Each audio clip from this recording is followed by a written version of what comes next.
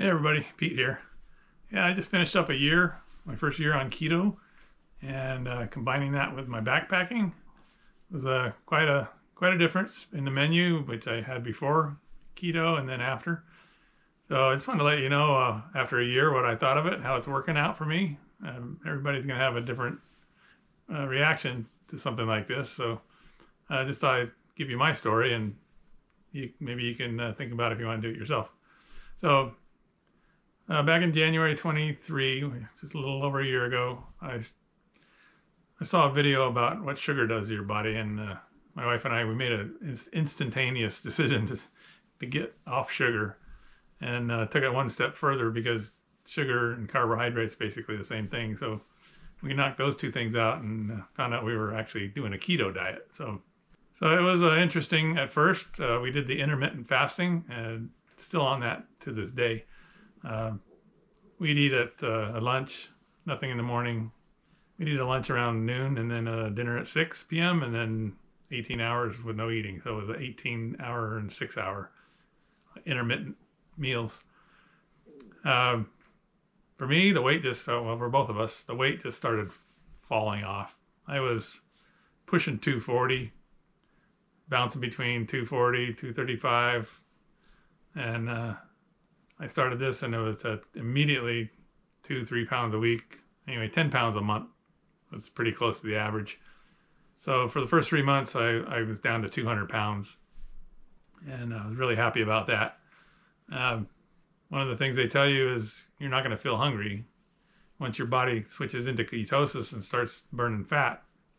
As long as you have fat on your body to burn, your body's eating all day long, 24/7. So you don't get those hunger pains. I couldn't believe that, and it actually happened that way. Very shocking.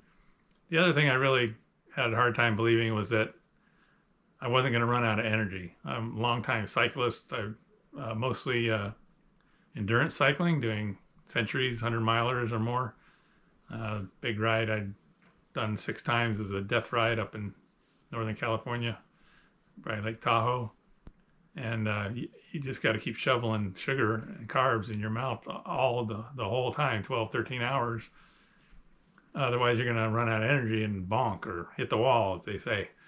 So I was fully expecting that to start happening on my hiking. But 3 months into it, my brother and I did San Diego Trans-County Trail out here in the desert. And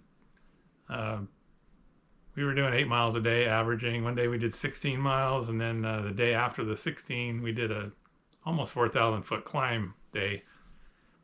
I never felt any weakness, fatigue. I never felt anywhere close to hitting the wall or bonking. My body by that time, usually after a week or two, they say, but for me, that was 3 months into it.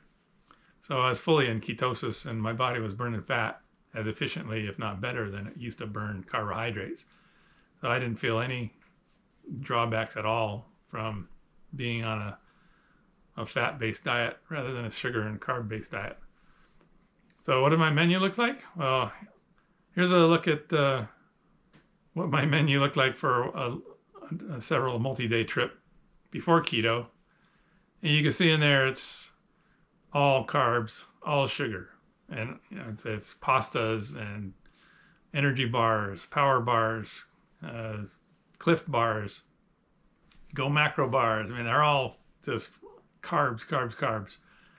And I thought I needed that. And that's the way I used to be on the bike. I'd just be shoveling in power bars and goo and drinking energy drinks through the whole 8-hour bike ride.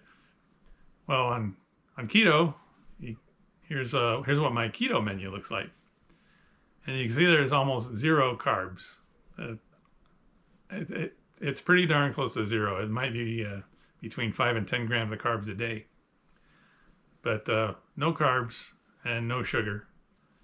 And I was doing intermittent fasting also on the trail. And don't have a breakfast. I just have a cup of coffee. And then anywhere around 11 o'clock to 1 o'clock, we'll stop and have lunch. And here's a look at what my lunch usually looks like. So we've got some electrolytes, some lemon powder to put in your water if you want some lemon. Main course is the salmon and peanut butter, a keto bar, handful of nuts, and a couple of meat sticks, and a dessert, chopped zero bar.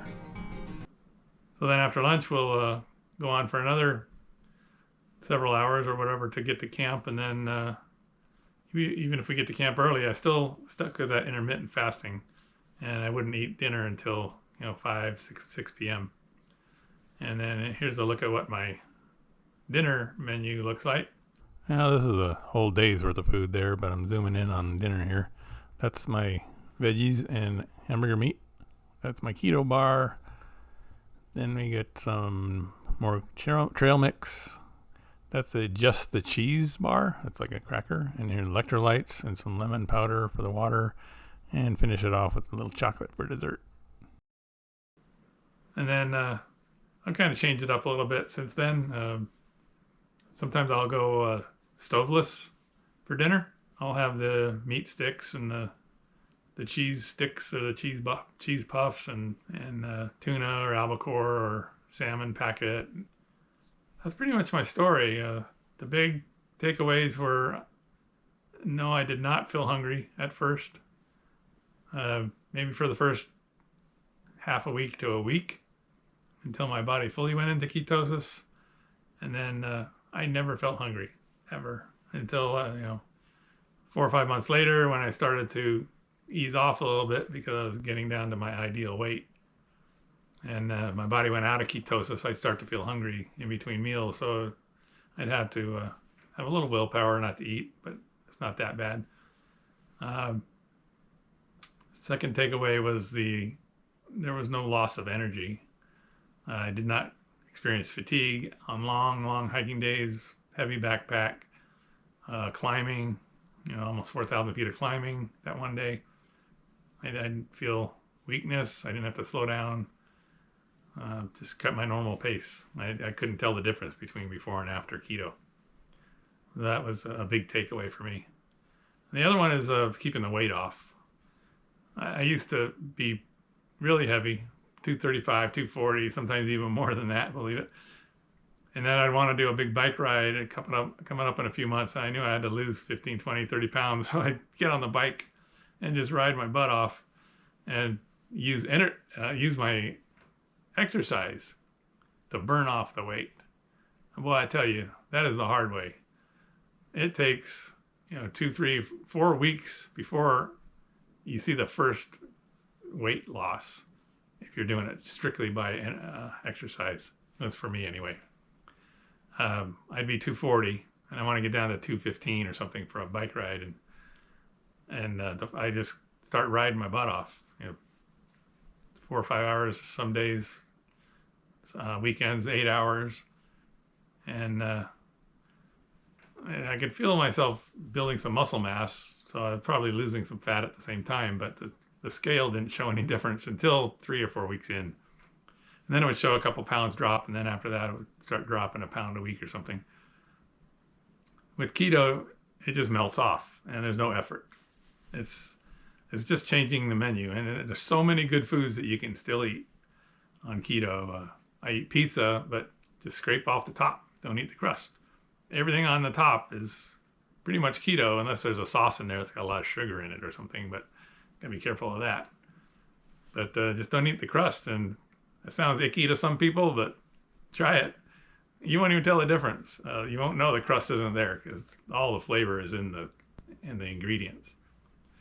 And you have to give up potatoes and pastas and things like that, but there's so many alternatives. You can eat all the meat you want, steak, hot dog, hamburgers, tuna, all the fish, all still on the menu, pork, cheese. If you're a cheese lover, you can eat all the cheese, and you just have to start watching you don't really overdo it on the fat. So medically, people had said your cholesterol is going to go up. Miraculously, after a year, I went in and got my labs done, and my cholesterol had gone down. So I don't know why. I can't explain that because, I really wasn't on a super high carb diet for my regular when I was on backpacking or cycling, something like that, yes, heavy all carbs. But my normal meals at home weren't a lot of carbs. I did snack a lot on some sugary things, but uh, my body was already kind of conditioned to whatever that cholesterol level was, and it actually went down. 3 consecutive tests, my LDL went down over this year. And my overall cholesterol dropped from a little over 200 to 195 or something like that, I think, on the last test. I don't know if everybody's going to have that experience. Everybody will probably be different, but that's how it went with mine. So I think I covered about everything you might be interested in. The things that most people are scared of is the energy and giving up their favorite foods. So it's just a matter of a substitute. Find something else to replace those foods. I don't miss pasta. I mean, be nice to just be able to gorge on a big old plate of pasta or mashed potatoes or something for dinner, but I don't crave it. I don't miss it. There's so many other things you can eat that are just as good and tasty and things. That's what I found. So that's my experience. Anyway, after a year, things are going great. Still doing the keto, still doing the intermittent fasting. Basically no carbs, no sugar in my diet. I feel much better. A couple of side effects that were positives. I did snore quite a bit before, and my wife tells me now I don't snore. So losing all that extra fat and the inflammation that comes with that kind of a diet, my snoring went away. So if you're on a CPAP machine, you might want to consider it. I don't know if it would work for you, but that was one of the biggies. I also used to get a lot of migraines, and they've cut probably in half the number of migraines I get. It's just I've had that for years and years and years, but with going on keto, you lose all that inflammation and different things. I don't know what affects, triggers a migraine for me, but I do know I'm having about half as many. So that's a big plus. And the lower cholesterol is another big plus. So, well, that's my story. I'm kind of repeating and droning on here, but if you have any questions, please put them in the comments. Or if you have comments, or let's share your story, see if it was similar. Love to hear it, and the other viewers probably like to hear that too. So yeah, put your story in the comments or questions, and also we're trying to build a channel. So I know every YouTube video you watch, they're asking you to like and subscribe, but it really does help.